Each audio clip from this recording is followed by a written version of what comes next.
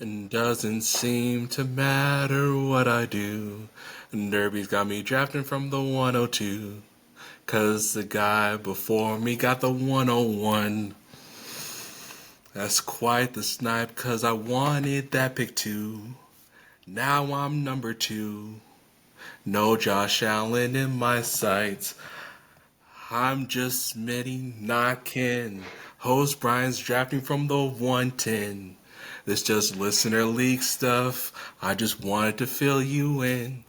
All right, that's enough. Look, it's like I just said, it's listener league stuff. I want to fill you in. Hey, welcome to the Dynasty BS podcast. This is your boy Smitty, but you can call me Oppenheimer's wife because out of the cast of characters from that film, she was by far and away the best character. And we have host Brian over here. So, Brian, how are you doing, man? Smitty, I'm doing great. Best intro we've had on this podcast yet. Best? You nailed the song, the rhythm, the rhymes. But by the way, your timing was great, and you remembered everybody's name. Smitty, toast to you, my man. But y'all, welcome into the Dynasty BS show. We got Oppenheimer's wife here. We got your boy Brian B. Arms. You can call me whatever you want. But for this show, you're going to call me King Henry, and we got a new king because we also have a King Saquon now. Oh. So let's roll. We got trade review to do. Smitty's got one in his inbox that we're going to go over. We've got breaking down all the best of free agencies here. We're talking Oscars. We got a roster review going on. We got it all. So welcome into the show. What's up? My name is Smitty. How are you doing? That was a killer intro, bro. I'm glad you liked it. That was just, I mean, I had a serious reaction to. All right, so I'm sorry to bring you all in because I know this only pertains to a small amount of us, but we're doing a derby for drafting for. We're doing a derby to pick our draft spots in the listener league, and I desperately wanted the 101. Maybe that was obvious by the way I spoke about the 101, but I really wanted it. And the guy before me picked the 101, so now I'm a little hot about that. I'm kind of mad. I'm a little upset, but now I have to be number 2. And if you've seen the film Barbie, Ken was number 2, so I'm feeling very Kenny right now. You nailed it. We're doing Oscars. And by the way, if everything works out right, you might have some surprises in your text message a little bit later. And trust me, it's not from me. Hmm? So, Smitty, toast to you on the opening. Listener League shout out. We just finished up the Derby. Trading just opened. Draft starting Saturday morning. It's all you. Cheers. Enjoy. We're going to have fun in this league. But for right now, we got to give a toast. We got to give a retirement party to one of my favorite people that I played fantasy football with. Our boy, we play in multiple leagues with, Blue 88, has officially retired from Dynasty Football. Blue, cheers, brother.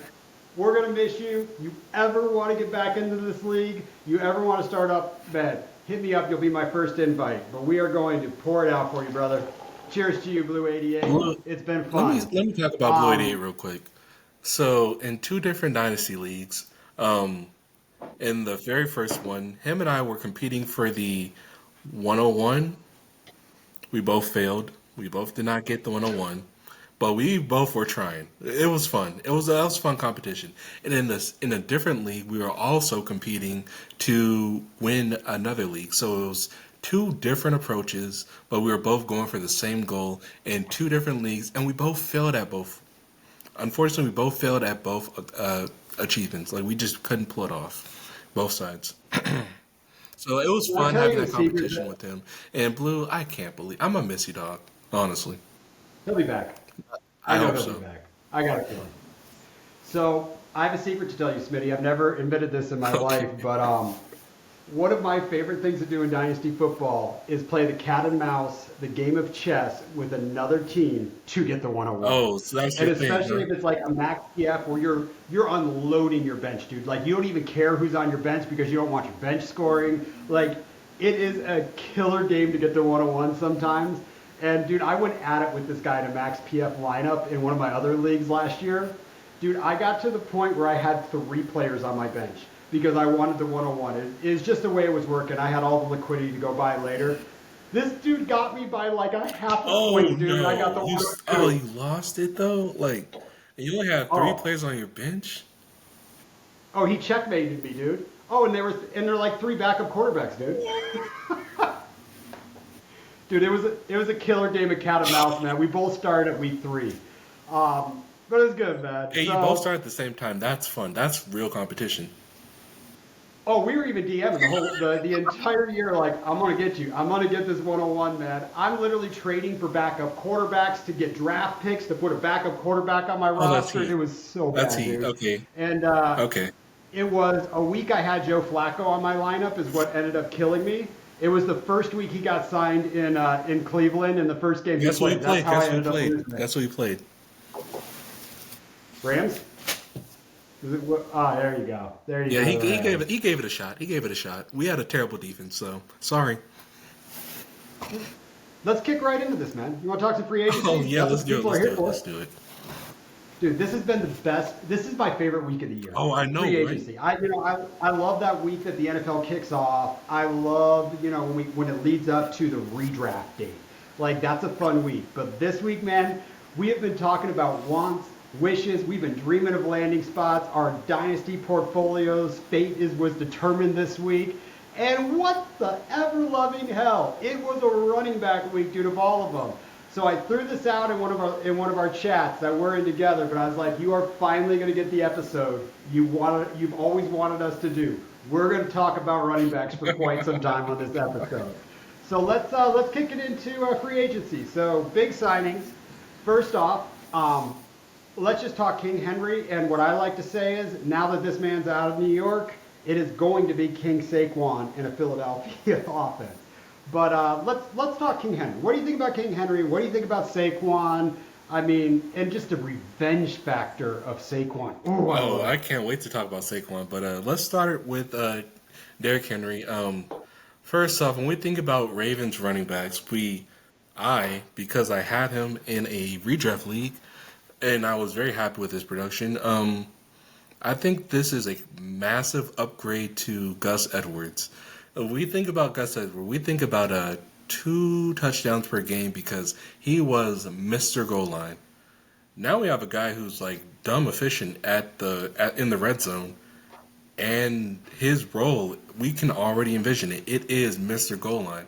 But unlike Gus Edwards, this man could do everything else between the 1 yard line all the way to the 100th. Like, we really can get true fantasy value from this 30-year-old running back. Like, that's honestly a gift in fantasy world. And if we're talking like real NFL, real Ravens, perfect signing. Perfect signing. I swear to God, if they don't get to the AFC championships, I'm gonna be hot because this was fantastic of a signing. Now best they're signing. gonna need This is my favorite people signing. in the situation. They're gonna need other people in the running backs table, and I hope Keenan Mitchell can be healthy enough to get this done because, like I said, I want all of us to have a share of Keenan Mitchell. I don't care if it's one or plenty. We all need Keenan Mitchell in our life. So advice that I'd make on the pod is, I don't think Baltimore or Derrick Henry wants a ridiculous workload of 20-plus touches a game. Okay. Lamar Jackson is going to take that pressure off of him. But if I know Baltimore, they've had a lot of injuries lately, and I'm sure they are fine giving him a smaller workload at the beginning of the season and just ramping that up as they get into the playoffs and on that run. So I would say if he gets off to a slow start, bye, because I do believe that might be the plan. But go get you some Keenan Mitchell. Go get that boy. Go give a 4th rounder, a 3rd rounder. Go see what the cheapest price you can possibly get him because he will have touches in this offense. Saquon was probably, I don't know, Saquon or King Henry is probably my 2 favorite signings. Oh, yeah? Saquon, man, I love the aspect of revenge games. I mean, just the storyline. You've been on a redraft podcast. I'm always talking revenge games. But this dude, New York. You know what? New York, I do believe you treated Saquon dirty. I just think you did. You had a generational talent. You blew it. You should have traded him a long time ago. Sent him somewhere that he could have actually won instead of letting him die in that offense. But you know what my biggest beef is this week? My biggest beef out of everything. Tiki Barber. Have you heard what Tiki Barber said on his show to Saquon Barkley? Absolutely. You know what? That is horse crap. Saquon Barkley was the New York Giants. I'm sorry he went to a competitor because he wants to win. Tiki Barber, guess what? You are not the best back to ever play. You are not. Saquon is better than you. Saquon could take you down in a fight, and you know what? Screw you, screw your TV show. Saquon, I got your back. You know what? We love you on this podcast because of who you are and what you do for your football team. And you want to say he's dead? Tiki Barber, you can kiss off. What do you got to say about that? You know what? I have my own little story to bring up. All right, I want you to get on Google real quick because it's going to be fun. Okay. So, ladies and I gentlemen, like it. this right here is a jersey, a Rams jersey of one Leonard Floyd. I bought this during our Super Bowl run because, of course, Aaron Donald's that guy, but I really appreciate what Leonard Floyd was doing as a defensive edge. He was fast. He got to quarterbacks. He enjoys himself a sack. I mean, I loved watching him sack plays. I loved watching him put pressure onto quarterbacks. I loved him a lot. And when he got the ring, I was ecstatic. I was ecstatic for him the most on everyone on defense. Obviously, Aaron Donald's a GOAT, but that doesn't matter because I was super huge on Leonard Floyd. Okay, so that was 2022. 2020, no, that was 2021. 2022, he had to endure this terrible season where the Rams had just all kinds of injuries, like just a plague of injuries. And he was one of the most consistent players, but, one man is not an island. He cannot carry this whole entire team. So it was a bad year. So in 2023, or walking into 2023, the Rams decided to unload a bunch of players off defense, which included my boy Leonard Floyd. And in 2023, he went to the Buffalo Bills.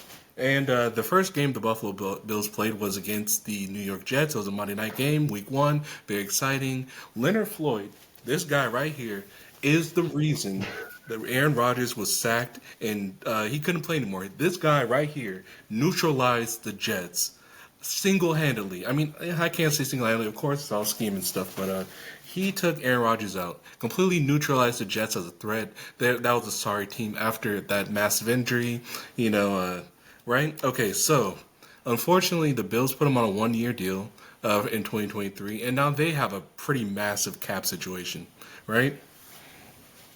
2024, new season, new team. Can you please look up the team that Leonard Floyd now currently plays for? He's back. What team does he play for? Do you mind looking it up for me? I want you to say it because I personally cannot.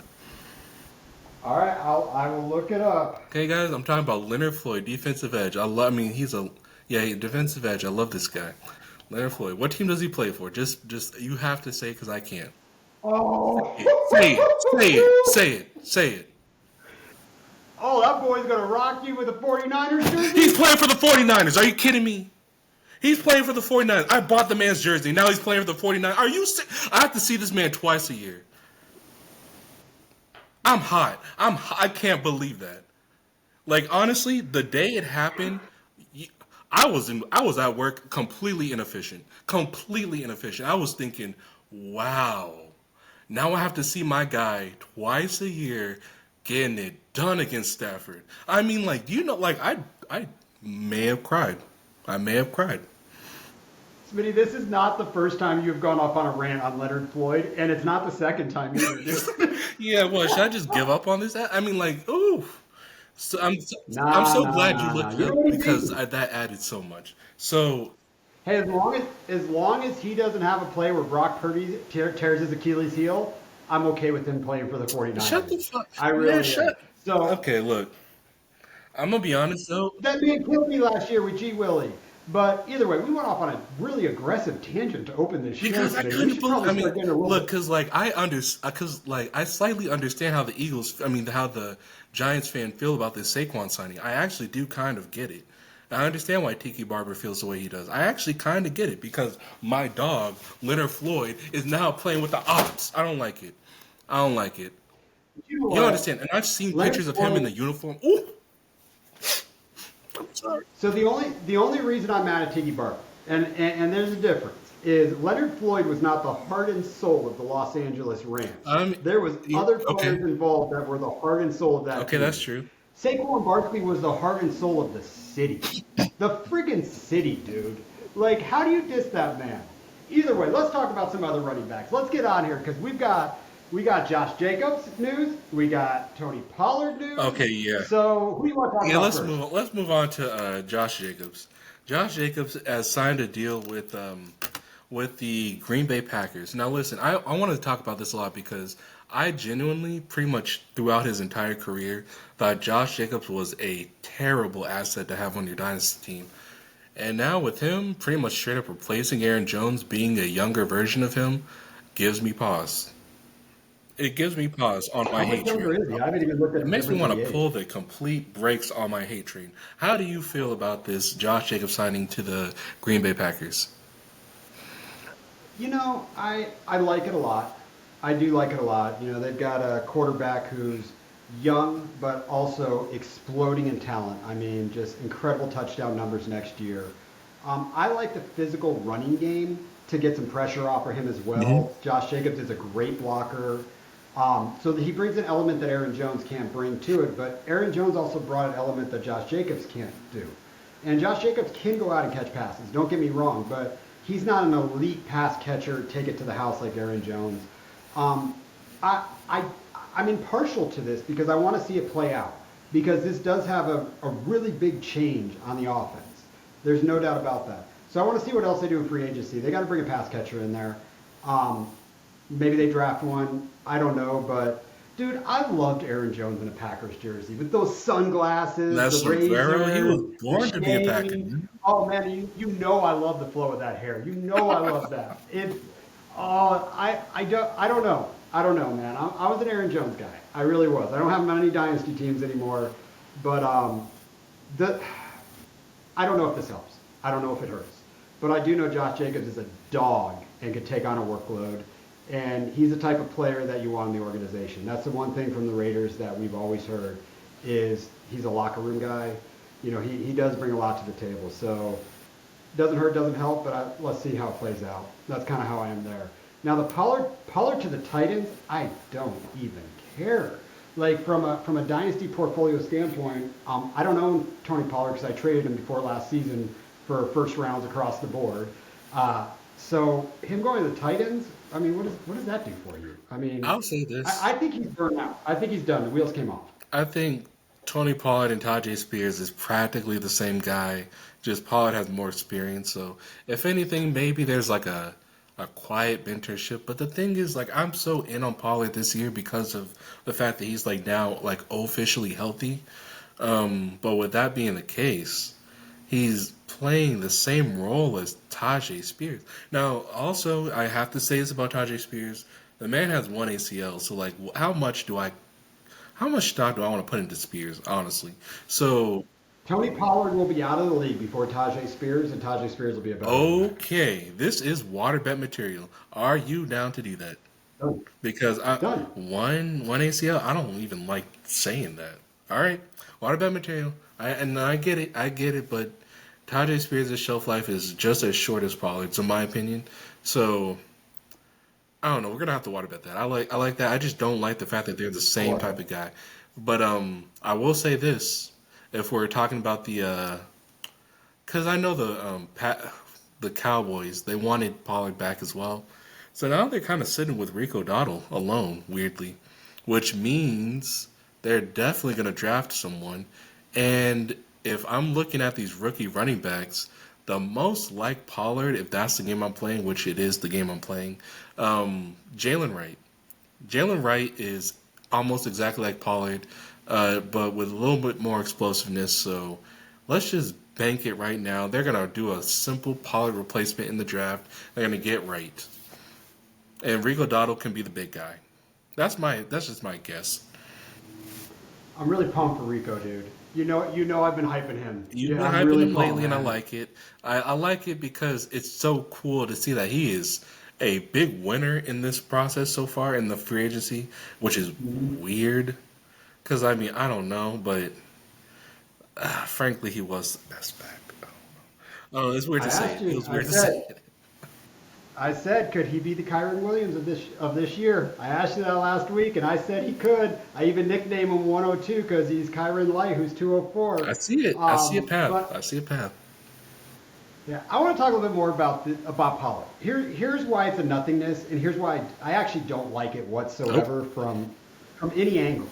Because I've spent a good part of the last two podcasts talking about Pollard needs to be the complement to somebody that can run between the tackles, who can take that huge workload off and give him 40%. Hmm.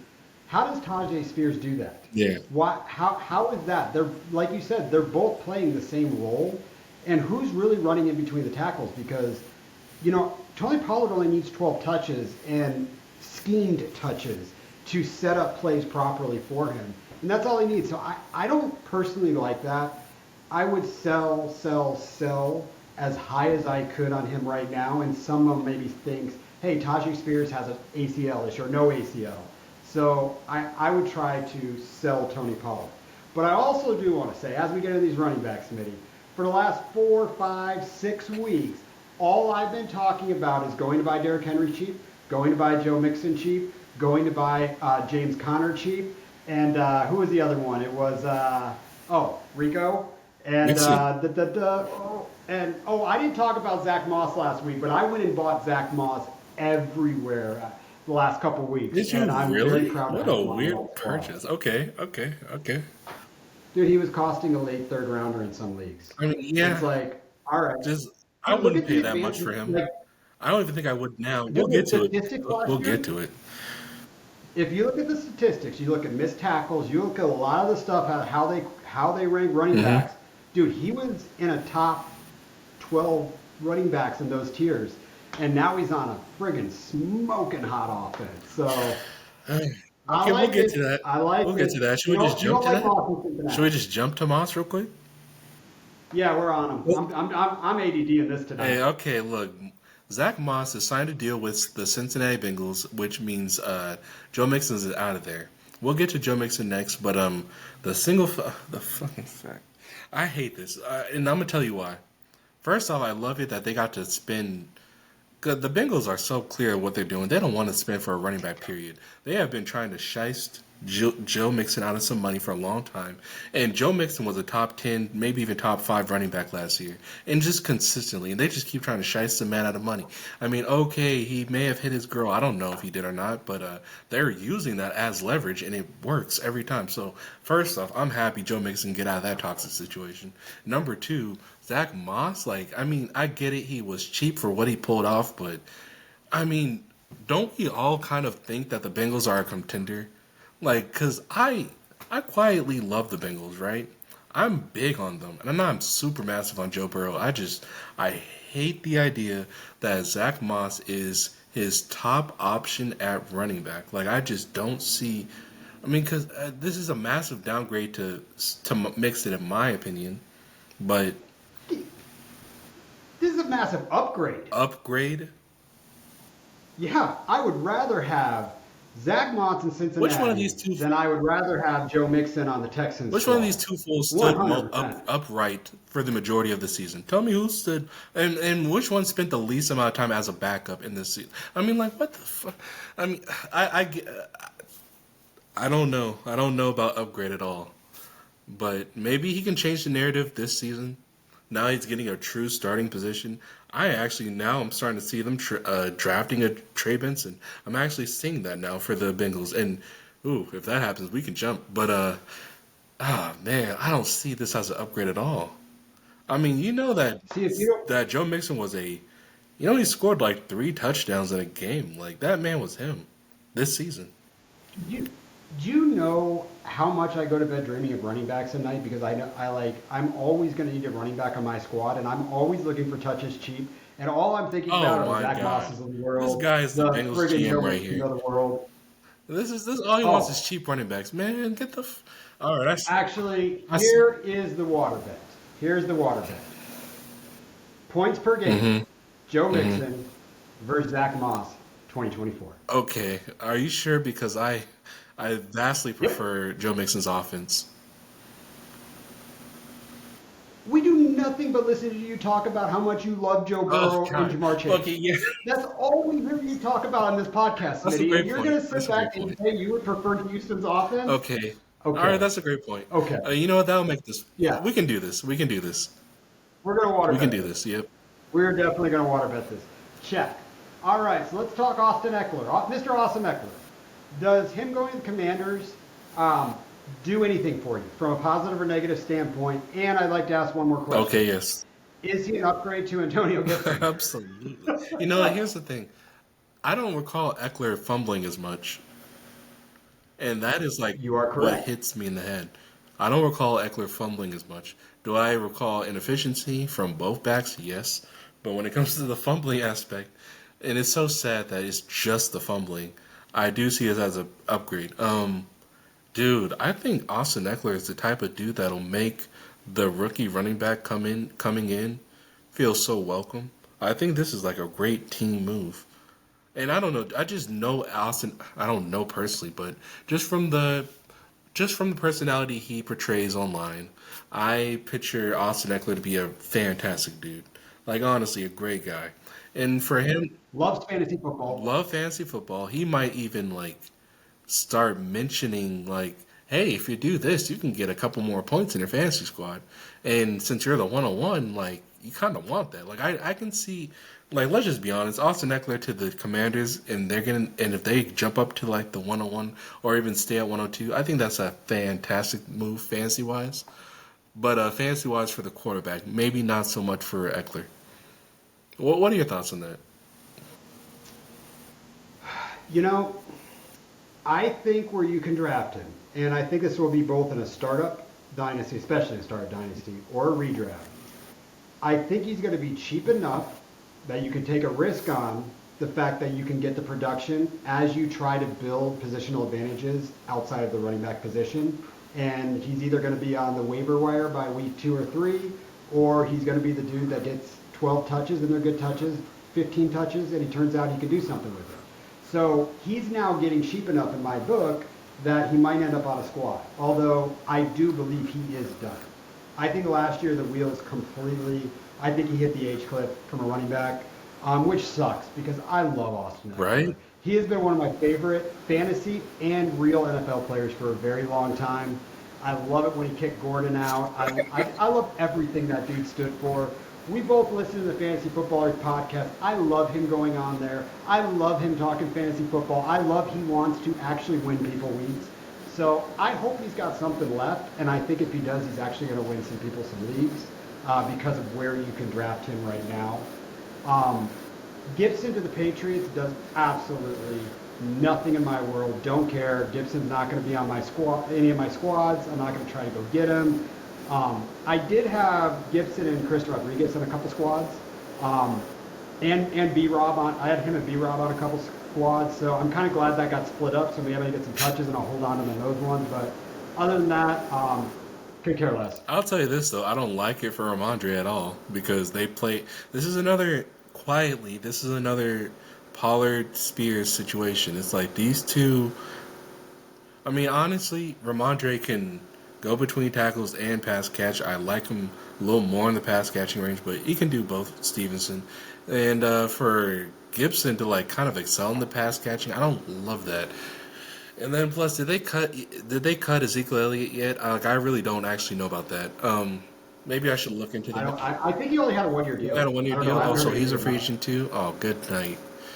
Good night. And Do you know what I'm mad about with this signing? say what? I'm mad Bill Belichick isn't still there, and here's Okay. why. Bill Belichick's face when Antonio Gibson fumbles the ball 5 times this year would have been epic to watch. If you think Ron Rivera was pissed off, get out of here. Bill Belichick's head would have been freaking exploded. A real Dude, he doghouse. benched Ramondre because he fumbled in back-to-back games. Oh, I mean, it would have been epic. that's fun. It would have been epic. Yeah, you know what? I would have loved that too, but uh, it's mean. It's mean. Belichick can be fucking mean. Can I give an honorable mention to the worst signing of the Oh, week? sure. All right, Arizona Cardinals. What a great job you've done this year. Arizona knocked it out of the ballpark in free agency. You virtually signed nobody. But your one headline, your actual one headline that comes across is, we signed DJ Dallas to a 3-year deal, or a 2-year deal for $8 million. Yes, the Arizona Cardinals' big free agency pickup was DJ Dallas. DJ Dallas off the Seattle Seahawks. I rolled my eyes. I was so mad. I chucked my phone across my house when I saw that. I'm like, because it came across my screen. It says breaking news: Arizona Cardinals signed, and I couldn't see the rest of it. I pulled up. I'm like, get out of here. Oh man. All right, let's jump on to some. Let's jump Well, on hold to on. some You want to know what QBs. makes me so excited and so disappointed? I have like two. There are two things, and I feel great and awful about that. I love this for Kenneth Walker, and I hate this for Amari DeMarcado. I don't know what it is. I'm still stuck on the fact that Amari DeMarcado is a Himothy in waiting. I don't know what it's going to take, but I'm ready for him to pull the reins. And now they got this DJ situation, which I don't understand. I don't know. I was told a special team situation, and I can always respect that. For me to be a fan of the Rams, I know special team issues very well. So if he can improve on that, good for y'all. But shout out to shout out to Kenneth Walker. Shout out to Zach Charbonnet. Let's. So the avocado, by the way, I'm waiting for some news to come out about James Conner that he's healthy. Some like hype news on James Conner to come out, and then I thoroughly plan to try to go buy the avocado for as little as I possibly can across all my leagues. I think he's one of those running backs that I need to take a chance on just in case. He has it in him. So He has it in him. yeah, I think he does. You know, we kind of we hyped him last year, then we kind of hated him last year at redraft. But you know what? He's one of those guys that maybe just takes an extra year. But I think he's going to get some touches, and that offense is about to spit hot fire. Mm-hmm. But I did forget to ask you one thing before we move on to QB. Oh sure. All of these running back contracts have been great. I'm pumped for running backs getting paid, and I know they raised the cap, so that's part of the Yeah. reason. But everything in my soul says that the NFL is speaking out about this draft class. This was a lot of movement, a lot of contracts, and a lot of teams that I think would traditionally take a chance on running backs in the draft. I mean, do you think this draft class is that bad? Because you know me, I don't judge a draft class until the NFL drafts it. You know, so what do you think? Yeah, I kind of don't judge a draft class until the draft either because I mean, if I'm looking at these players, I'm looking at the good things at the most part, and I fell in love with the draft. I fell in love with the running backs, man. I have a favorite. Braylon Allen is my favorite. I like Braylon Allen a lot. I like I said, Jalen Wright. My comp to Tony Pollard. I like him a lot. And now I'm just looking at these free agency signings, and I'm like, well, if none of these guys are a cowboy, then damn it, they're gonna be a third string, second string at most. Like the NFL don't like these boys at all. And hey, that proves I'm not an NFL scout, which it's clear at this point. I can love these guys as much as they want. If they're gonna be a third stringer, then F them, honestly. So darn. I hate it. I hate it. Every win now team went and bought a good running, who they deemed was a good running back. Actually, I wouldn't call the Texans win now because I don't think Okay. Texans win now. Okay. Now, we're going to jump on to QBs, but don't let me forget to ask you that same question when it comes to wide receivers here. Oh okay? yeah, we got that. We got that. Yeah, so QB, it's here. It's here. You know what? You know what I'm going to do for it? I'm ready for this. Hold on. Let's go. Uh-oh. Where's the cheering? The mic's off. Who knows? But Kirk Cousins, I hope you got something left. We at this podcast have been wanting this.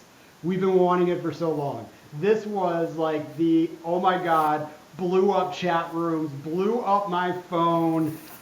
We are finally going to get a chance to truly see who Drake London is, who Kyle Pitts is. And who's B. John Robinson? Oh my God. Oh my God. We're about to see Ooh. B. John in action. Oh. I'm hot. Everything I'm saying, I'm going to assume he can come back from this injury, which is going to be a very big uphill battle. So that's the only thing that doesn't get me too crazy. But if I assume he goes in there healthy, Drake London. Drake London's 22 years old, dude. Like, think about like the breakout age sometimes for wide receivers, dude. It's like 25. Their best years come at like 26 or 27. Guys like that are 22 years old don't exist like this. That are on their third year in the NFL, by the way. So I'm big. I just thank you for my portfolio, Atlanta Falcons. Thank you to my dynasty portfolio. Smitty, I'm gonna give the mic to you. Let's All hit right, it. so first off, just hearing people like react to this Kirk Cousins news, one of my favorite things about it, outside of the fact that the Atlanta weapons can actually be utilized, is the fact that people are actually like realizing and appreciating the fact that I can't even coin this term. Someone else said it, and I'm gonna use it. There, Don't play it or take a long, dude. people are appreciating the Ramsification of Atlanta, and that's actually such a beautiful term. I have got to say it again. People are appreciating the Ramsification of Atlanta, which means people see what the Rams have done. They respect it enough to where when it comes to some other random Southern freaking team, they actually give a shit. Like that's great.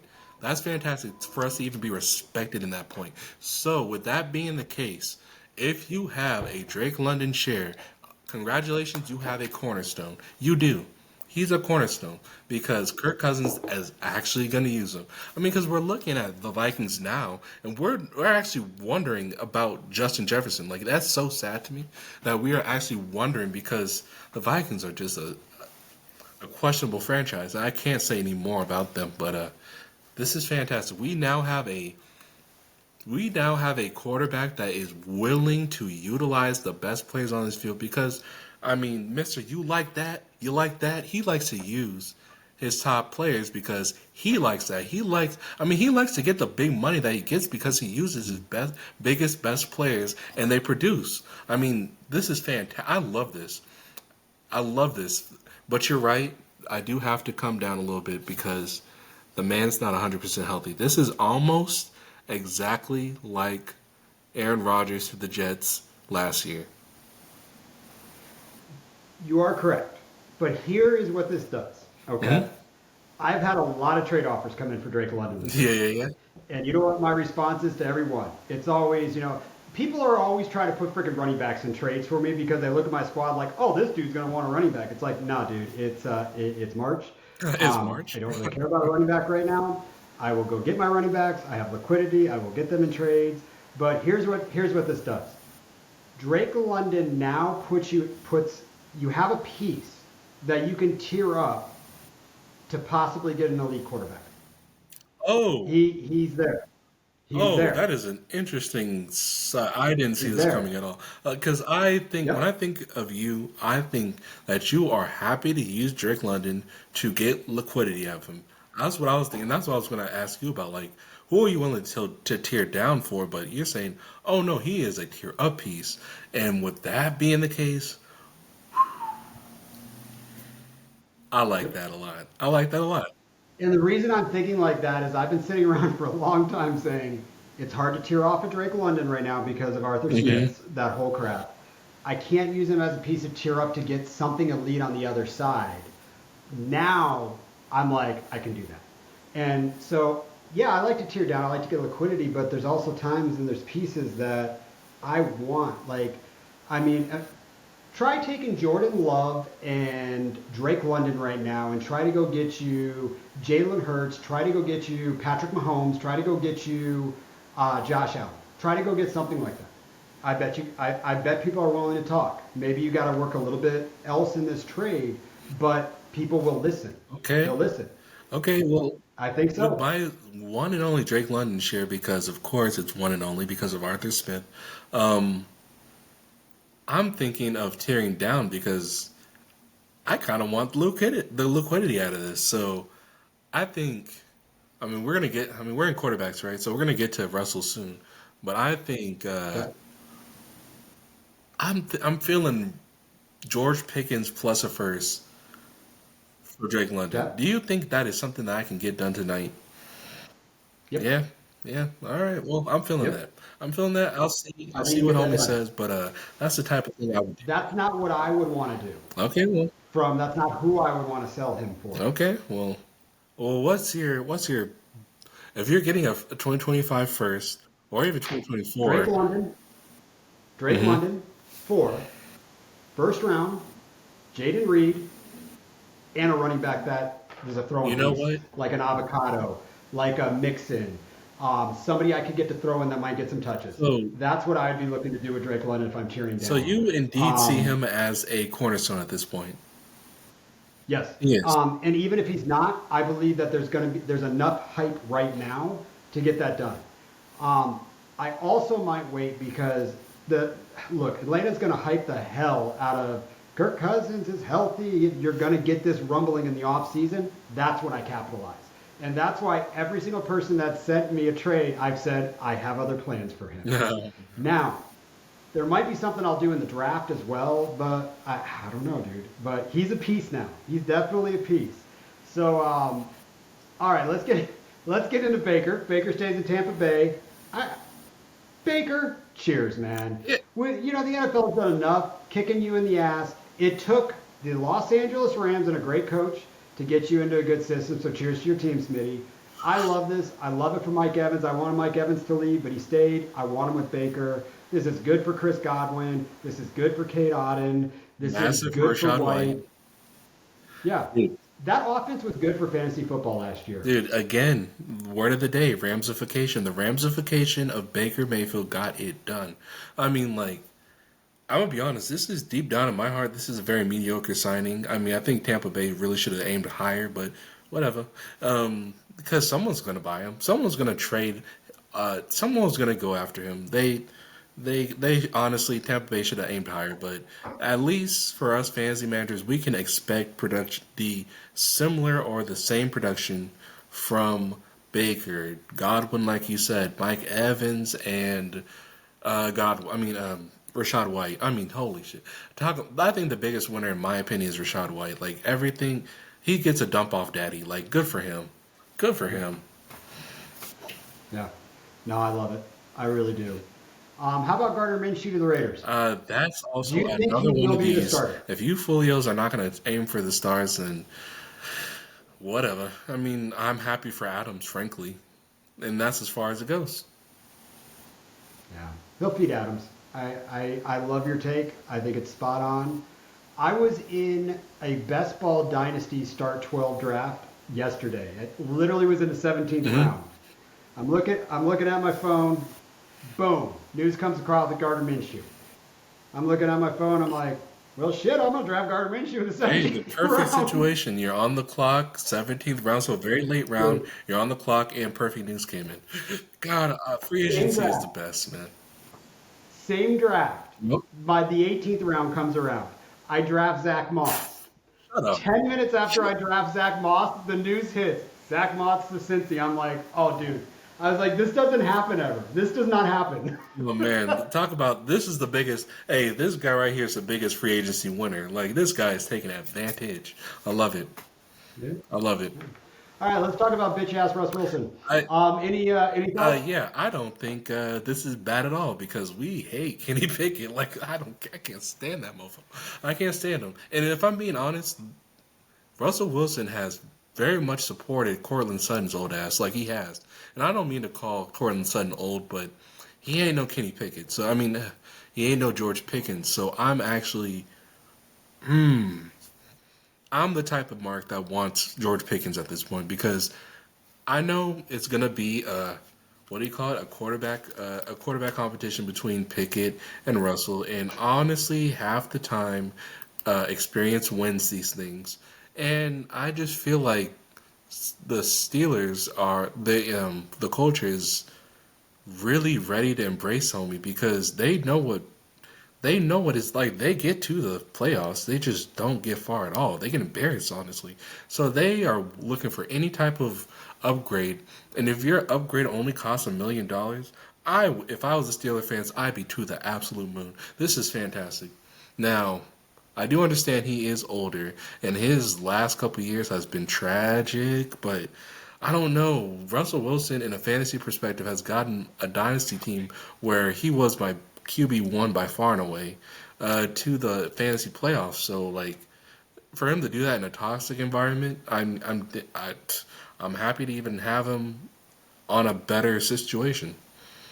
What are your thoughts? I mean, okay, here I know how you feel about I Russ. have Let's just one get thought it. about this. Hey, No, I did it last week. I have actually a thought. So, anyone watched the episode last week? I do believe Russ Wilson's dead. I think he's done. No, I'm sorry. I think he's done. I just don't think he's dead. I don't want him dead. I think he's done. I'm not a fan, never have been, can't be as a Cardinals fan, Russ Wilson. But what this does is it makes me think what if I'm wrong?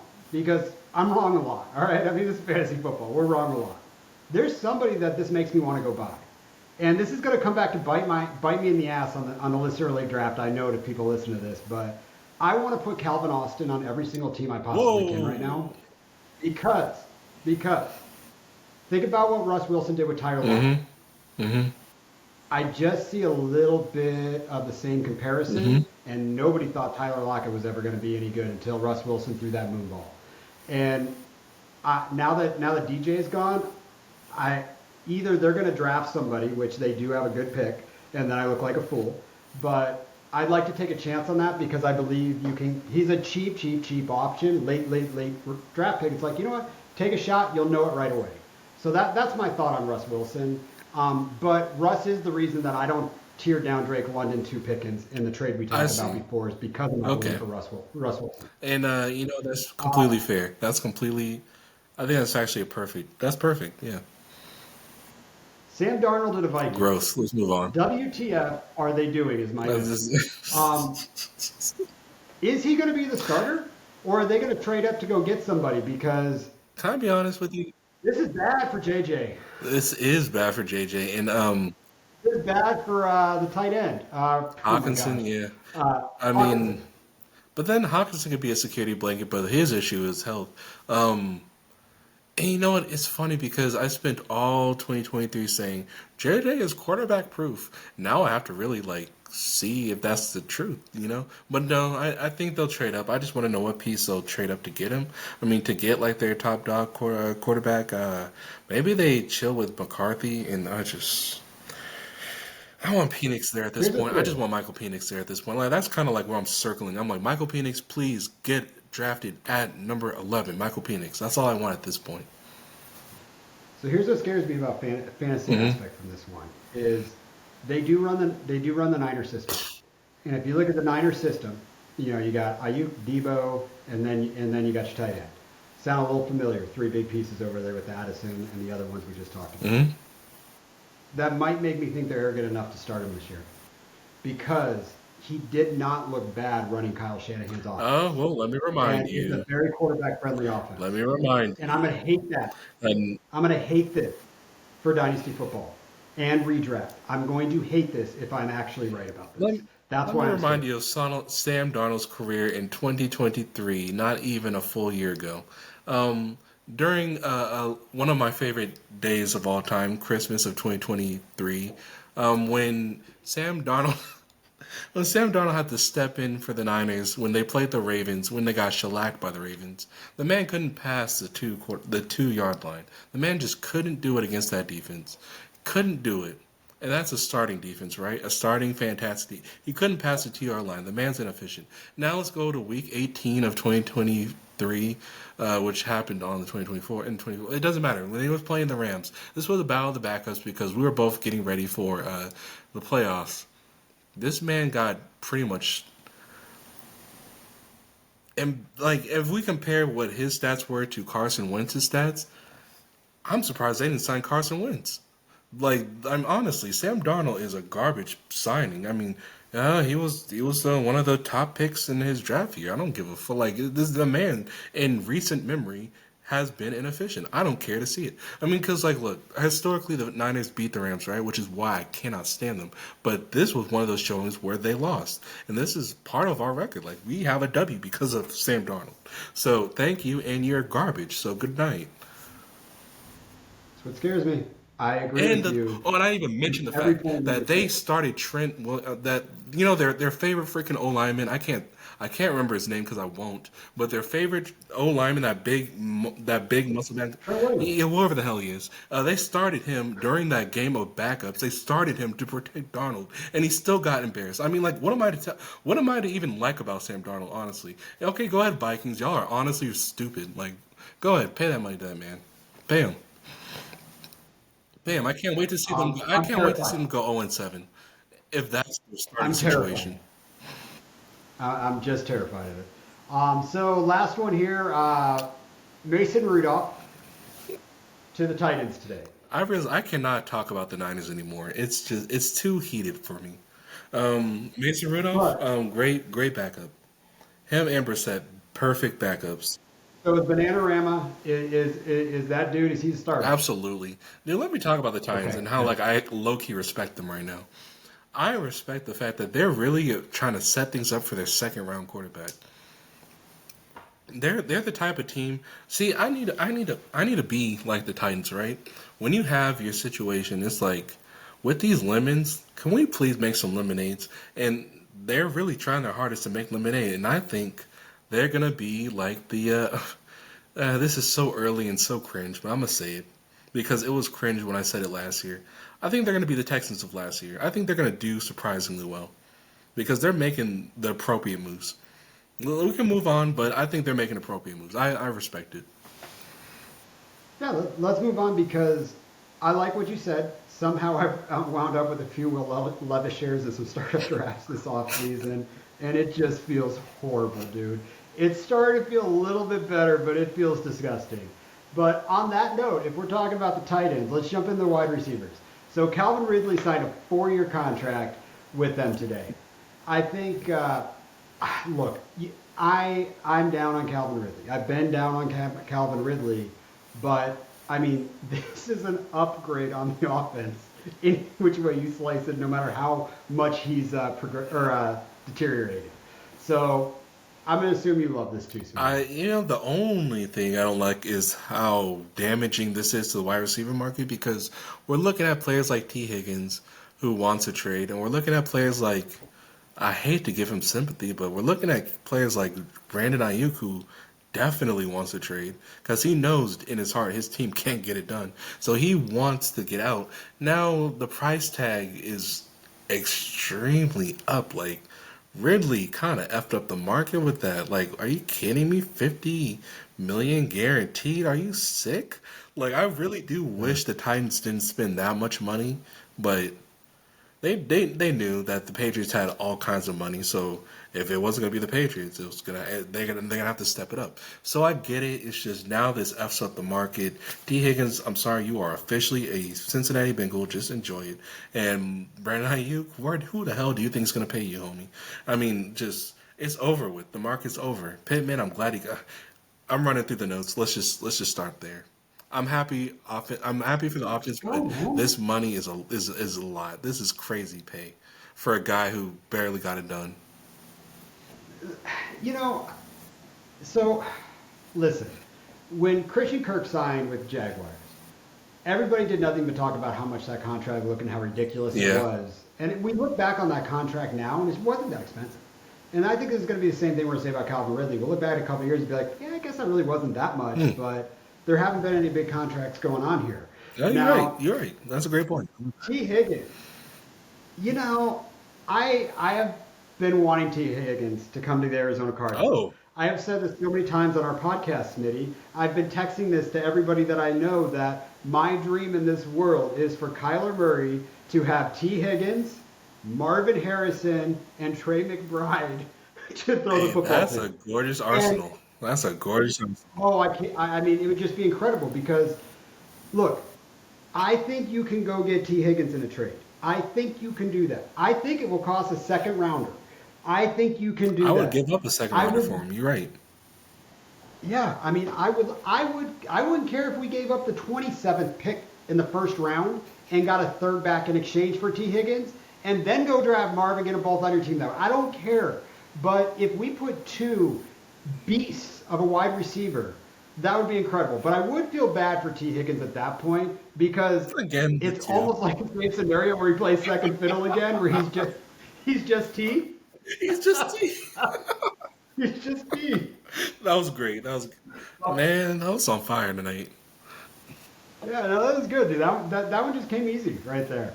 I I don't know.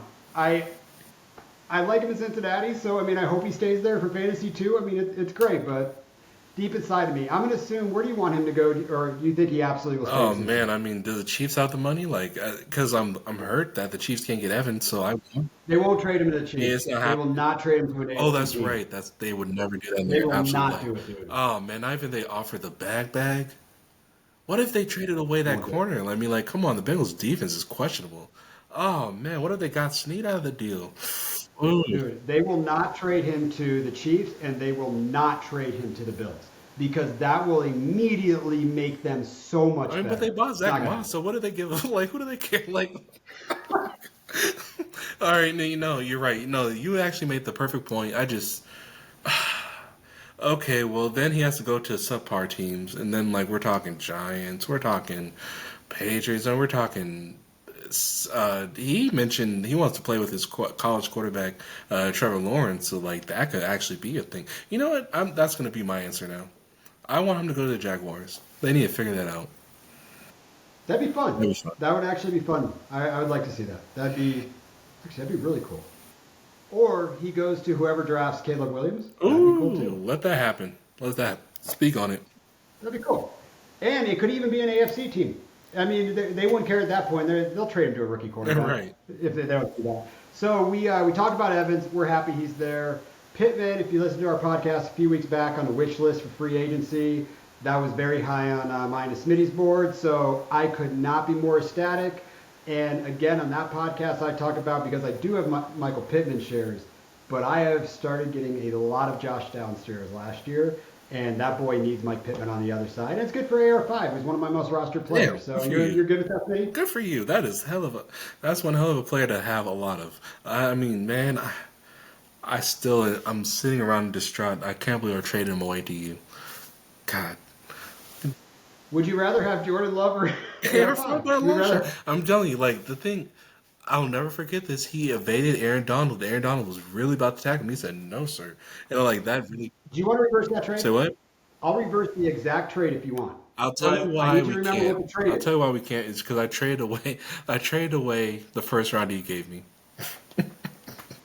Did you? Oh, because it would have been the 109 and Jordan Love for AR5, and I would take You that would all take day. that all day. I know. I know. Ah. Who did you trade him I for? can't say. I can't say it. I can't because it's terrible. It's a Oh, terrible move. It was good at the all time, but right. it fell apart.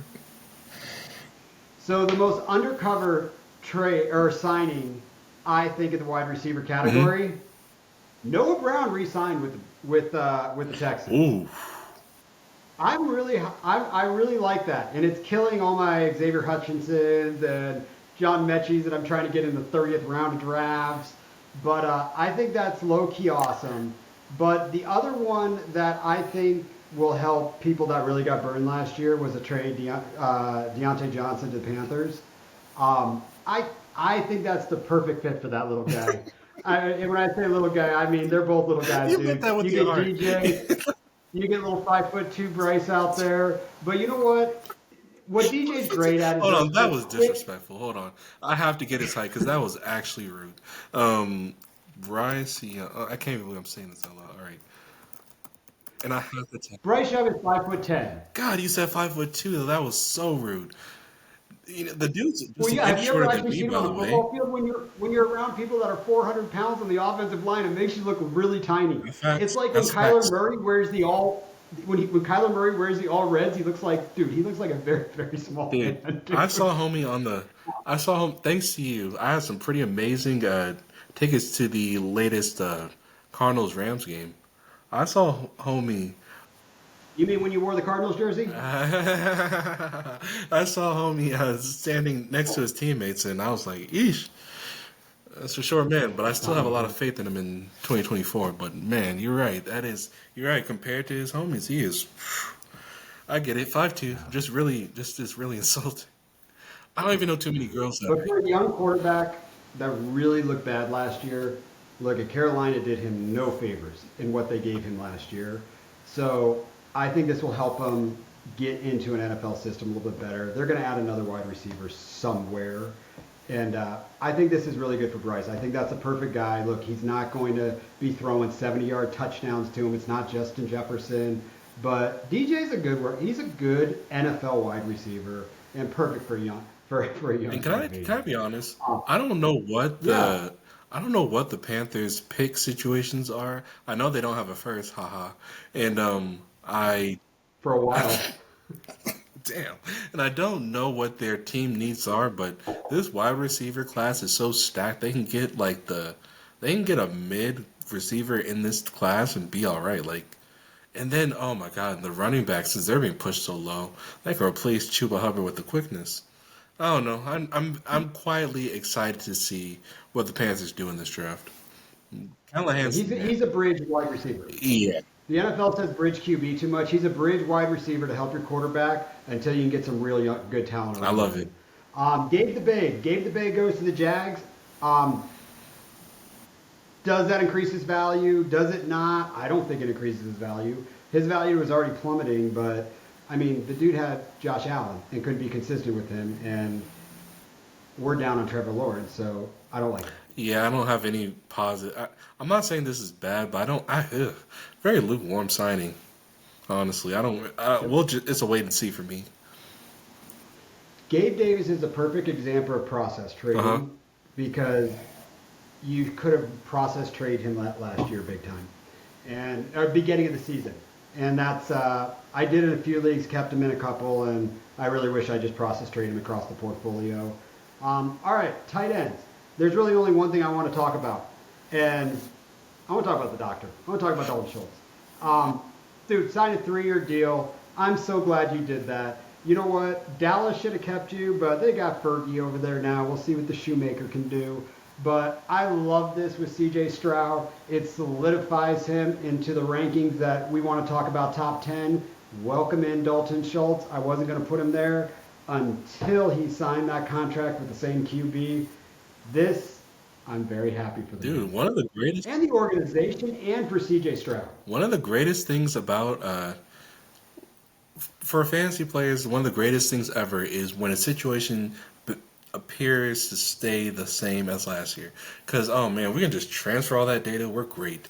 I mean, but I mean that's also one of those signings that tell me that this tight end draft class was not it. And I hate to say that because I'm starting to warm up on them. I'm telling you, I have to be the worst scout in history because what I'm seeing out of these mid-ass players is not working out. So shout out to Dalton Schultz. I actually do love that as well. We can now put him in the top 10 for sure because he was very effective for CJ Stroud.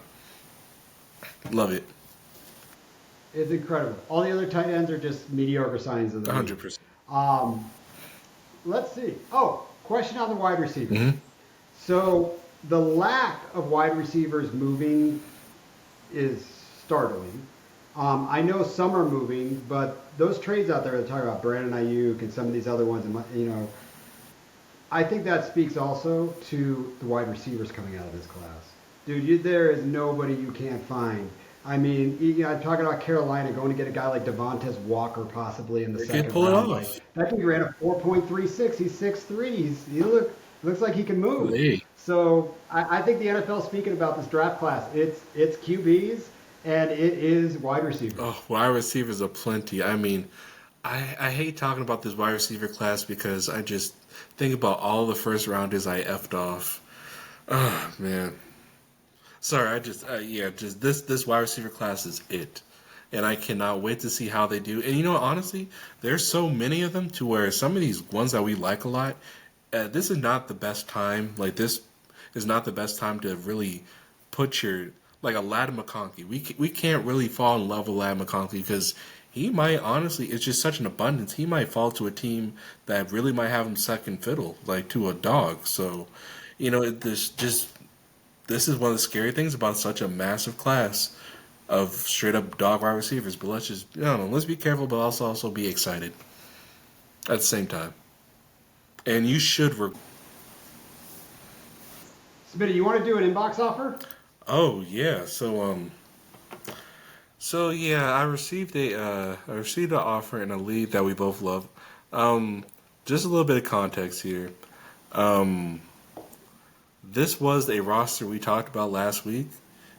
we mentioned if I was to give up Gibbs, then maybe I can find myself into the first round of this draft. So I looked at a guy with, I looked at a player with a handful of first rounders in the draft, and I said, "Hey, let's start a dialogue. What can we do? I'm willing to give up Gibbs, and I'm looking for a pick in the draft." And oops, I'm sorry. I'm trying to look for the league. Okay, alrighty. So here's so here's the offers. Here's the offer I received after that bit of dialogue. So he sends over DeAndre Hopkins and the 107 and a Superflex League start 9 or 10, I believe. 10. Start 10. And I'll be sending him over Stephon Diggs and Jameer Gibbs. My immediate Are thoughts are, you dang, Hopkins is now in a muddy, he's in a muddy situation, right? And I don't exactly know who's going to sit at 7, so I'm having a hard time imagining putting a name to the 107. If I was to guess, I'd say Brock Bowers, but it really might be Brian Thomas. So, am I willing to trade away Brian Thomas for Gibbs? That's how I see it. And deep down, no, I don't think. I mean, do I love Brian Thomas? Would he be my 107 at this very moment? Yeah, he would be the guy to pick at 107. Just if everything goes the way I think it should. It's either Bowers or Thomas. I'm going Thomas in that situation, and I probably But this could also be JJ McCarthy if he gets draft it capital. could be JJ This could McCarthy as be well. Roman Doomsday if he falls.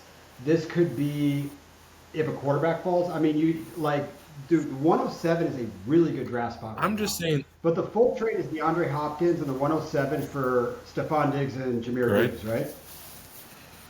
So when I looked at this, I looked at the other roster on here, and my immediate thought is, what would you have to do in this trade to put Michael Pittman's name in there and the 107? Oof. Because Michael Pittman's on the other roster. Yeah, that's true. That's true. I mean, I'd have to. Because I think you can throw in some roster cloggers in that deal and possibly get it done. I don't think so. Actually, I really don't because just too recently, Michael Pittman has signed a "I'm the number one" type of deal. So I think he's pretty Mhm. hyped for Pittman. That's just what I think. I mean, I could be wrong, you know. So You could be. It looks like he is kind of in a rebuild, but I know the roster manager, so he's going to go for it, and that's why he's asking for Diggs into this in this hmm trade. But I think you can squeak out more than just Hopkins because look at you.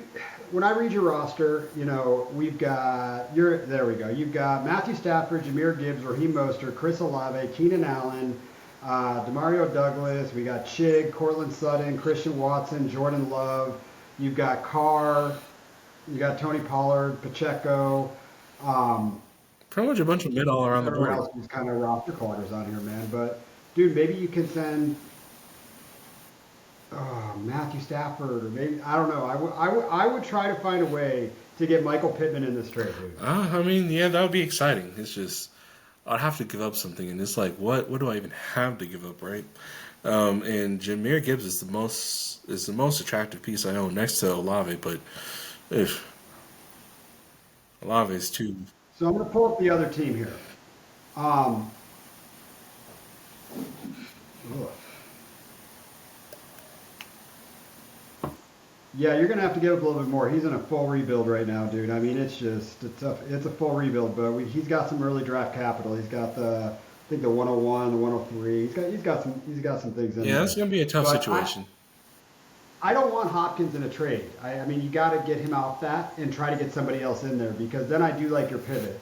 Um, but who else would you want in there, or would you add another draft pick? Would you squeeze him for a second if you're thinking about taking this, and maybe, I mean, 2 seconds? Like, would you try to squeeze that out of I him? I mean, mean, because Hopkins is no good for you at this point. You're not winning this year, I don't think, unless a lot of changes happen.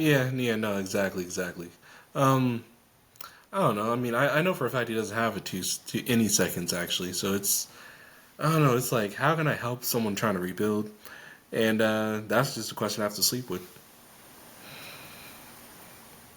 because his running back situation is not great, which is why Gibbs is ideal for him. Would you trade Gibbs straight up for the 107? And I think the answer is If see, because yes. you're right. If some hot commodities fall, that'd be cool, but I just don't see that happening. So worst case scenario, I see the 107 as Brian Thomas Jr. or Brock Bowers, and I don't think. I mean, Brock Bowers is certainly a positional advantage, but maybe not. Maybe not. Maybe the one he has the 106 as well. I'd probably consider a straight up trade for the 106. I'd have to sleep on that because Present that. I can see Gibbs I was being a. I think when I think of Gibbs, I think of Kamara, and Kamara has been low key a 10-year guy. I don't think he's at year 10, but he's been relevant for a long time. So I can see Gibbs being relevant for a long time, especially with the not necessarily low usage, but they're not. The Lions are not running him into the ground, so his longevity is longer than most backs. So it's mm, You're selling him as a top 5 or 6 back, and oh, the running top back three. rankings change quite a bit, and they get injured. Yeah, I mean, you're trading him at a high point. So let's say next year he goes out and has an okay year, and David Montgomery steals a lot of touchdowns, or he Possible. gets injured. Now he's not there. Running backs change too much, but I guarantee if you draft Brian Thomas Jr. and he goes to the Buffalo Bills, even if he has a mediocre year, he is still going to solidify his value because you're only drafting him there if he gets the landing spot that you want, or if man, who's the guy that broke the record? I always forget his name. I don't Xavier know Worthy. why. The 40. What if Xavier Worthy gets drafted in the last pick of the first round to the Kansas City Chiefs? Now you're drafting him over Jahmyr Gibbs. That's why it's a process trade to get a first rounder for a running back, but pinch for a second maybe. Hmm. I like it. I like it. Yeah, I don't like the format. I don't like the structure of the trade right now, though. Okay. You just don't need the help. All right. Yeah, we'll figure that out. But this was great. This is great. A lot for me to think about. Hey. Next week I'll show you some of my inboxes, man. I need you to help me with them, man. I need help. I always need help. I'm working too much. So you want to get us some roster talk, or you want to do a roster review? We told Yes. Tyler Casey we'd do a roster Let's review. do a roster review. All right, I'll pull it up. So we've got. Let's get in my DMs here. So Tyler KC wanted us to do a roster review for him. This is going to be fun. So we've got a start 10. We've got a 1 PPR, I believe, right? 1 PPR, half point for a touchdown. No, 0.75 for a touchdown. Full PPR, start 10, super flex. Let's go. So starting lineup for Tyler KC in this one, we've got CJ Stroud, Kenneth Walker, Hubbard, Chris Olave. We got JMO, Sam Laporta. We got Jackson Smith and Jigba, Dalton Kincaid. We've got Will Levis on this team. Let me get back to his bench. Let's see what's there. We've got Calvin Austin. Yes, keep him. Let's see what he does. You got QJ, you got Mechie, bunch of roster cloggers, and then you also have Kareem Hunt. That's about it. Hey, I just want to say So real quick. I noticed Cameron Latu is in his taxi squad. Look, I personally just don't. There will be a point where the 69ers cannot hold all these players, and they're gonna have to let Kittle go at some point. And they know that they're gonna get a good return. And he's holding Ronnie Bell too. Look, oh my God, I love the idea of holding these Ronnie Bell, Cameron Latu guys in the taxi squad because at some point the bill is coming for these boys, and it already kind of is. Like they already let go of some key defense pieces. So I'm just a big fan of Ronnie Bell and Cameron Latu in the taxi squad. But let's move on from that. Let's look at his draft picks though.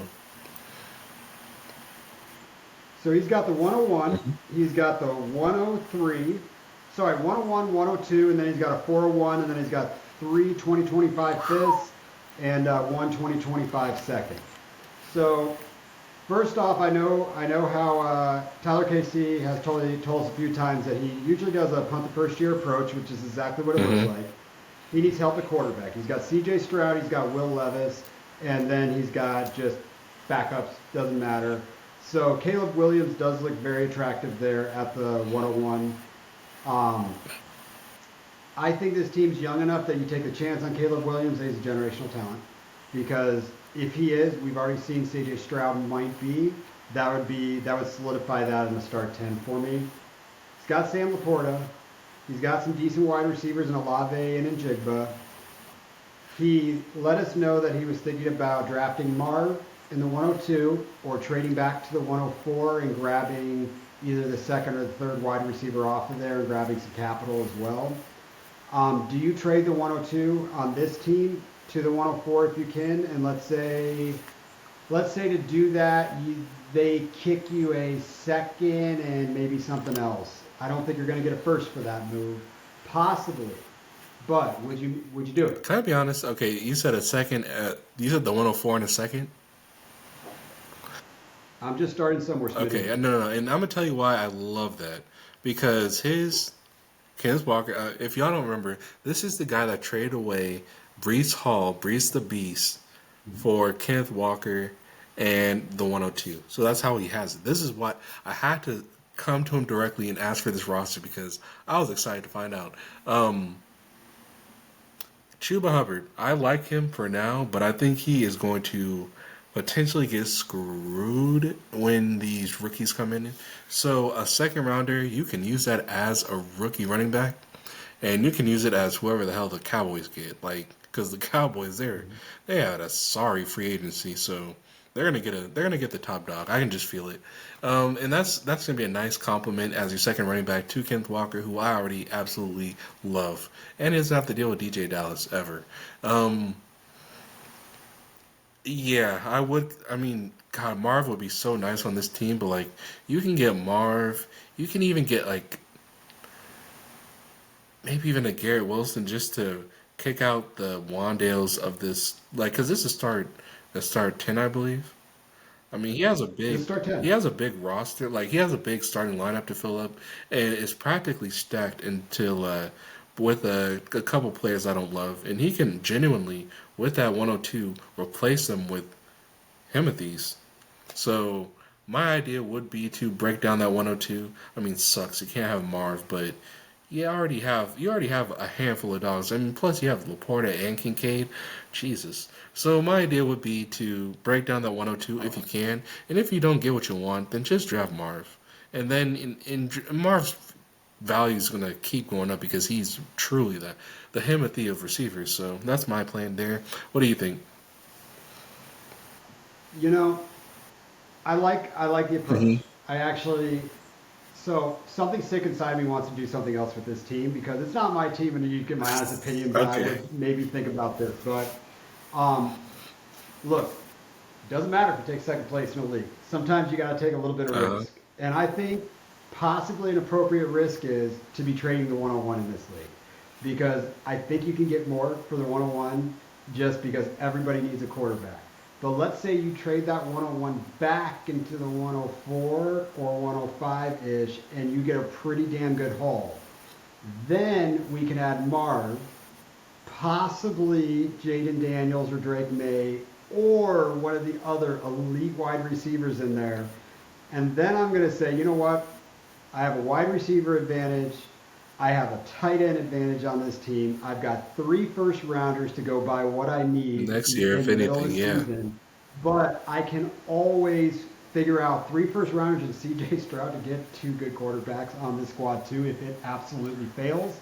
But I don't know. I might do I that. actually like that so much more because out of all the players on this team, which I mean, I love the majority of them, but CJ Stroud is your real cornerstone out of all these players. So, I mean, CJ and Caleb, that sounds sexy, but you can really bust Caleb down to a lot of people. Like, you're right. I fully agree with your move.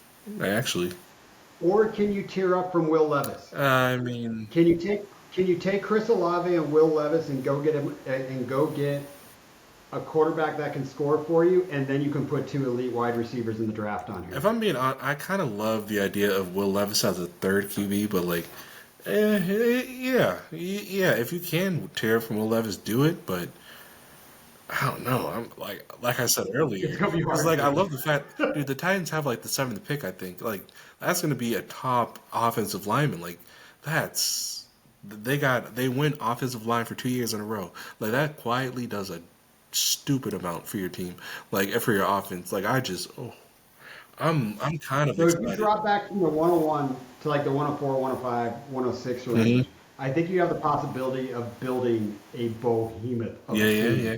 I mean, and if it goes wrong and Caleb is that good and you screwed up everything and the other ones just absolutely suck, you have so many pieces that are valuable on here to do whatever you want. You can pivot off of Sam Laporta. You could pivot off of Dalton Kincaid if he has a good year.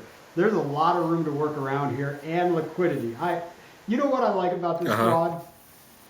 Endless possibilities at this exact moment in time to do whatever the Facts. hell he wants to do. Facts. And I don't want to admit this, but I will. I quietly, I won't because it's so stupid. But I'll say it anyways. Um, you have like a bit of a you're missing one player. You're one player away from having an Ohio State offense. You got you have C.J. Stroud, you have Christian Olave, you have Jackson Smith and Jigba. Yeah, I know Jameson Williams didn't spend much time there, but you got him too. You just need Garrett Wilson. You can go crazy. Like this team is hard.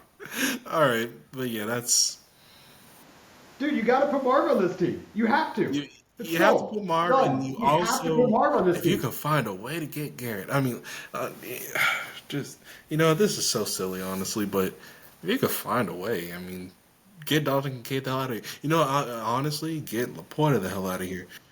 Get Laporta the hell out of here. Get Garrett Wilson. I mean, I don't know, but this is just goofy. Like this is just goofy theme team type shit. But yeah, you can pull it off. It's a great team. Dude, you can have so much fun. Like Brian said, This indispensable. is why it's fun to have liquidity. This is why I play the way I do. Not, I do believe strategy and getting incremental value, all this as you grind, it puts you in advance, but it's just so much more fun. I hate it. If I do not have draft picks right now, Smitty, my head is going to Mm, explode. And then I'm going to end up trading up just because I got to pick somebody. I want to get in this I draft. And it's just understand so that. bad. Ooh, I understand that. Oh, I'm in that type of hell right now. Oh, Yeah, you like to go for it, man. But all right, so Tyler KC, there you go. Yancey, you'll be up next week. Smitty, let's. You want to talk some Oscar talk and then Academy Awards and then get up out of dude, I'd here? love to. I'd love to, man. Let's Let's do do it. it. So, So what'd you like about it, man? So I mean, we talk about movies, music, a bunch of crap on here, but man, I love the Oscars. I love the outfits. I love the fly style. But I love movies, and this was a show, man. It was cool. This was just a cool show. Um, did you like Oppenheimer? Was that? Did you really like that? to be completely honest with you, it was. I think it's one of those beautiful moments where it's one of the highest grossing films of 2023. And it's also one of the greatest looking films. And also, it was just very technically sound. Yeah, I think every single accolade Oppenheimer received is well deserved. And what blows me away is, like I just said, it was also a highest grossing film. So it's like when popularity meets quality, and it's just I'm so happy this is happening. I'm so stunned this is happening, and because I mean if it wasn't this, it would have been Barbie, and Barbie is all popularity, all hype. But look, let me relax. Just it wasn't no Oppenheimer, is all I'm going to say. So I'm very very happy that a movie of this quality gets to show its weight and receive a crap ton of awards. So yeah, I loved it, frankly. But Well, how did you so feel? I watched Oppenheimer when I was recovering from a surgery and I was on pain pills, and it was so damn long I kept falling in and out of sleep with Oh, it. So I need to go rewatch it. But I do remember it was a very good movie. It got a lot of love. But there are some other cool movies out there, and I literally, so I didn't watch, there's a couple I didn't see, and when the shows got over, I actually watched oh, them. okay. Bro, I didn't watch American Fiction. I don't know, I saw the trailer on it, and I was just like, I was like, that just looks like it's gonna, like, I don't like it. It's actually a really good movie, dude. I really enjoyed that movie. I thought the acting was actually better, even though they didn't get credit for the best acting. So I thought that was a great movie. Poor Things was awesome. That was a crazy ass movie, You dude. saw Poor Did you see Things. that? Yeah, it is crazy, dude. Like just the idea of like I don't know, man. I can't even get into the premise because it's like I'll talk to you absolutely about it. disgusting to think Poor about. Things was by far and away my favorite film of 2023. Like, honestly unmatched. Now, look, Oppenheimer can compete, but when it comes down to it, Poor Things was fan fucking tastic. That movie was great. Thank That you. movie was, I mean, dare I say perfect? Dare I say a 10 out of 10? Like, cause I can't even barf a flaw. That movie was fantastic the whole way around, and I was really hoping that they would do an Oppenheimer type of sweep.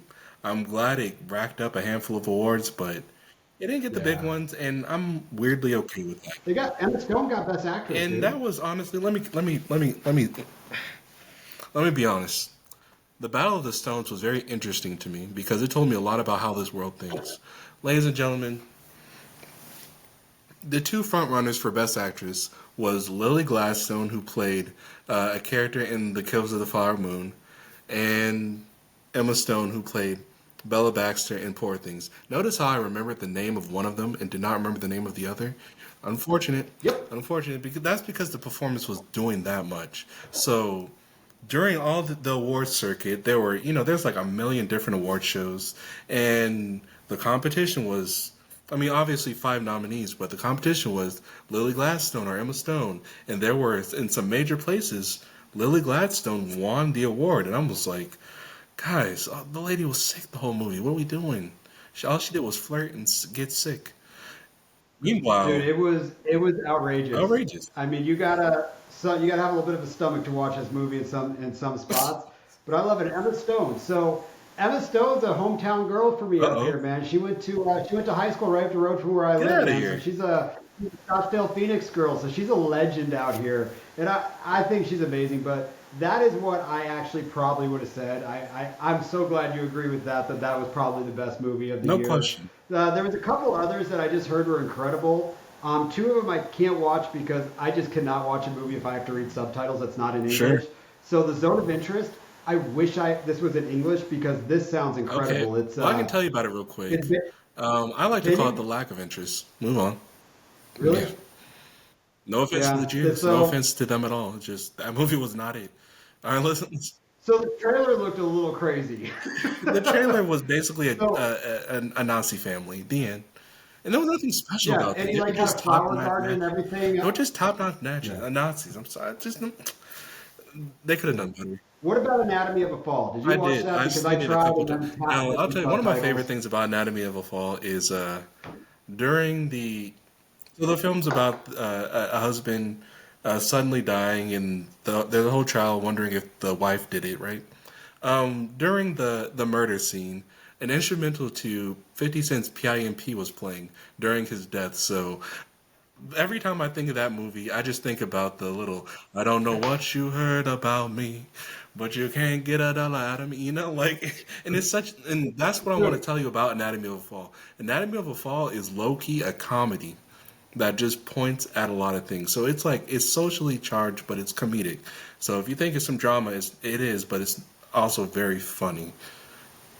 dude, I did watch that part when it's just blaring and he's up in his Yep. attic, Yep. and it's just on repeat, repeat, Yeah, I mean, repeat. it That would was drive that anyone was pretty crazy. And good. by the way, I do think she did it. I just want to throw it out. She did it, but the movie doesn't tell you. But Yeah, way to spoil it for the people. Maestro, I'm gonna watch Maestro tonight because it got some love. It got a little bit of love. okay, Did you watch Maestro? yeah, yeah. I call that movie Yonstro as well. Yeah, I mean, it was creative visually, and I'll give it that. And then Bradley Cooper, he gives his heart, but I'm glad I didn't win a single thing, if I'm being honest. Yeah. You know what the crazy thing about the entire show Hmm. was? Dude, what the hell happened with Al Pacino at the end of that? That was, I mean, I'm not in the tablets and look at all the drama like you do, but dude, did he literally have a seizure on stage? That was, that was probably my favorite part of the whole show because it was just so untraditional and it's unintentional because the man is just helplessly old.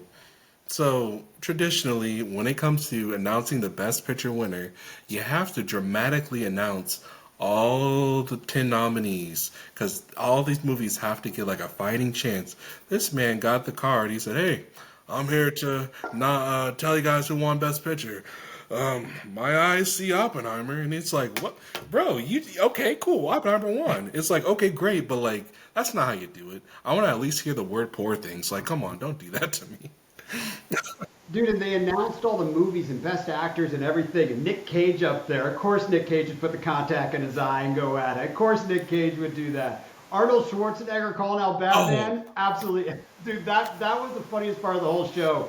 But can we talk about what the real show was? The real uh moment of oh, the entire oh, show. Smitty, you opened the you oh literally God, I opened got this. nervous for a minute, Oh, dude, dude. Yeah, mine. I'm just 10. let me just be honest. The musical performances this year were very boring.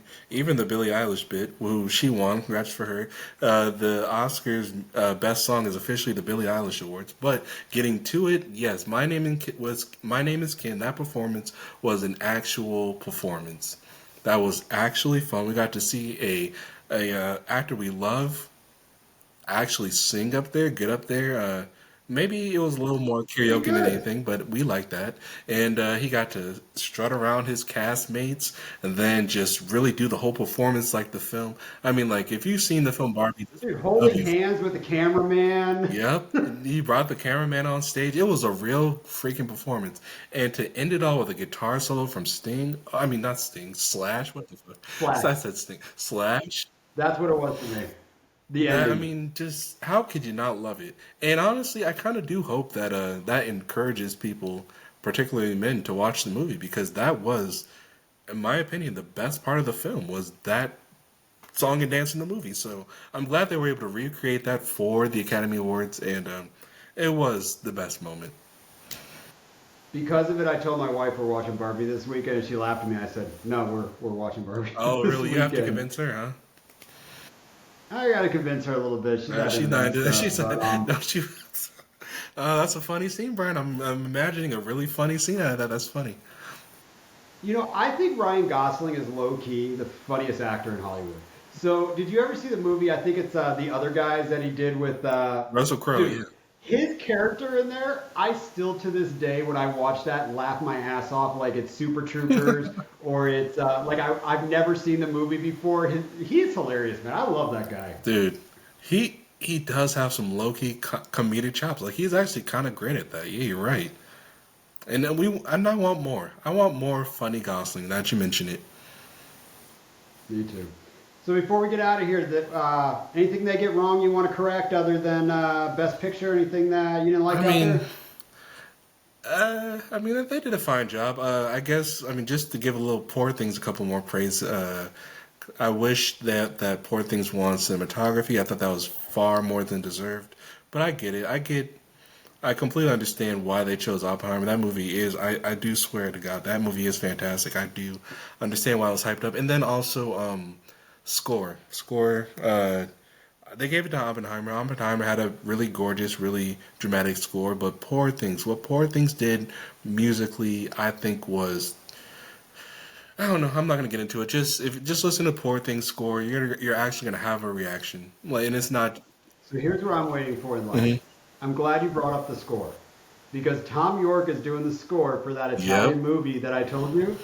Dude, I want York to get an Academy Award for the score of this movie when it finally comes Hey, I out. hope so too, So, because his boy Johnny Greenwood has actually won a handful of these. Like Johnny uh-huh. Greenwood, he gets it done. So now it's Tom's turn. You're right. Yeah. And then he gets to give the middle finger to James Bond, Let's go. which would be great. Let's go. All right, let's get out of here, Smitty. It's been fun. It's awesome. Thanks for hanging, guys. Cheers, all you listener league fellas. Good luck in the draft, and I'm always open for a trade. Cheers. All right.